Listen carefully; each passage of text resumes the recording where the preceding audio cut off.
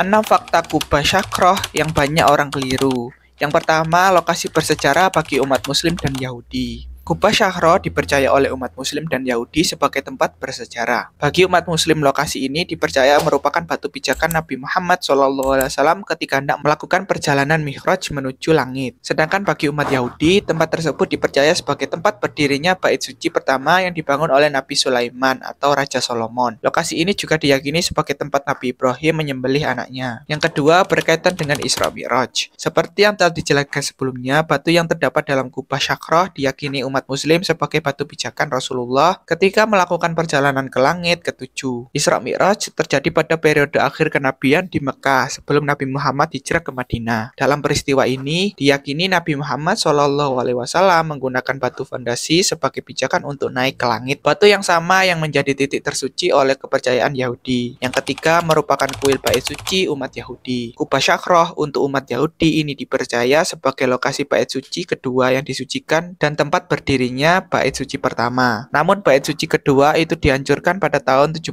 Masehi oleh Romawi dan setelah pemberontakan Bar Kokhba pada tahun 135 Masehi. Barulah pada tahun 610 Kekaisaran Sasanid Persia mengalahkan Romawi dan merebut Palestina. Umat Yahudi kemudian diberi wewenang untuk mendirikan negara bawahan dan mulai membangun Bait Suci yang baru. Yang keempat berada di komplek Masjid Al-Aqsa. Kubah Syakroh untuk yang dikenal sebagai kubah batu maupun Dome of the Rock ini berada di tengah komplek Masjid Al-Aqsa. Banyak umat Muslim yang keliru dan menilai jika kubah batu merupakan Masjid Al-Aqsa. Padahal Kubah Syakroh adalah salah satu bangunan yang berdiri di komplek tersebut, tepatnya berada di bagian tengah kompleks. Yang kelima, bangunan Islam tertua di dunia. Kubah Syakroh ini selesai berdiri di tahun 691 Masehi, menjadikan bangunan Islam tertua yang masih ada di dunia dan masjid pertama yang memiliki kubah. Awalnya bangunan bersejarah ini adalah kubah terbuka tanpa dinding. Dinding penutup baru dibangun pada masa Abbasiyah. Bangunan ini mengalami kerusakan pada gempa bumi tahun 808 dan 816.